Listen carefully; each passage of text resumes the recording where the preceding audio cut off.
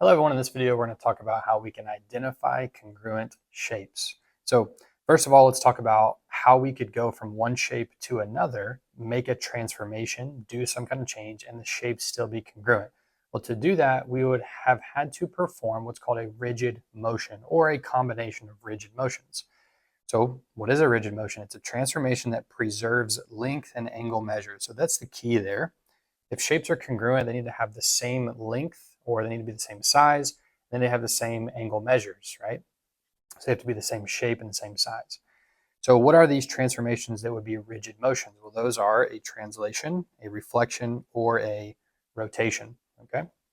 So you'll talk a little bit about those in pre-algebra, but you'll spend a considerable amount of time dealing with those in geometry. And you'll even talk about some of those in Algebra 1 or Algebra 2 when you're talking about transforming functions. It's a little bit different, but the concept is still the same.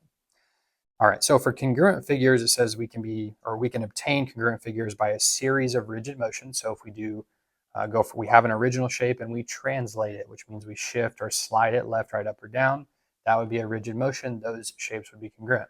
If we reflect the shape or flip it over an axis of symmetry, that's a rigid motion. Those shapes would be congruent. If we rotated the shape 90 degrees, 270 degrees, 180 degrees, clockwise, counterclockwise, those two shapes would be congruent as well. Okay. Congruent angles, just angles that have the same measure, and congruent sides, sides that have the same measure. So what would this look like in a diagram? We have some markings. So we have two triangles here, triangle ABC and triangle DEF. So if you'll notice, side AB and side DE have one tick mark there, right? That means those two sides would be congruent. Sides BC and EF have two tick marks. Those would be congruent sides. And sides AC and DF have three tick marks. So those would be the congruent sides. And that's what we see represented down here with this diagram.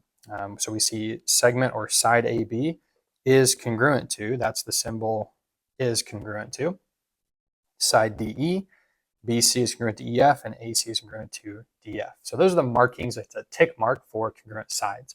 Now for angles, we see these arcs here, right? So angle D and angle A have one arc. So those would be congruent, and we see that right there.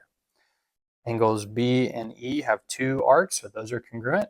And angles C and F have three arcs, so those are the congruent angles. Okay, so that's what we mean by congruent sides and congruent angles. So to finish the video here, let's talk about just one quick example of how this would look on a coordinate plane. So we have four shapes here. Two of them are congruent to each other. The other two are congruent as well. So we see we have two rectangles here.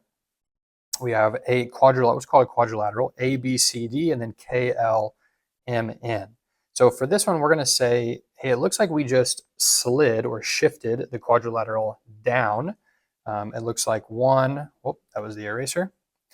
It looks like 1, 2, 3 units, right? So right now we're just identifying congruent shapes. So I would just say quadrilateral ABCD is congruent to quadrilateral KLMN. So I would write it like that, okay? Now, the triangles, they are congruent, okay? However, it looks like we've had a reflection because keyword here with reflection, the orientation is different, right? So it looks like we flipped it over what would be the x-axis. So if I'm starting with triangle ABC, I would like to write my vertices of triangle DEF in the correct order. So what vertice corresponds to vertice A? Well, if we flip it over, that would be vertice D, right? Which one corresponds to B? Well, that would be E. And which one corresponds to C? That would be F, okay?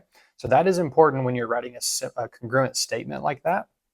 You want to make sure that you're writing the vertices that are congruent to each other or corresponding. They have the same angle at each vertice. You're writing those in the same position, okay? So a quick tutorial on how you can identify some congruent shapes.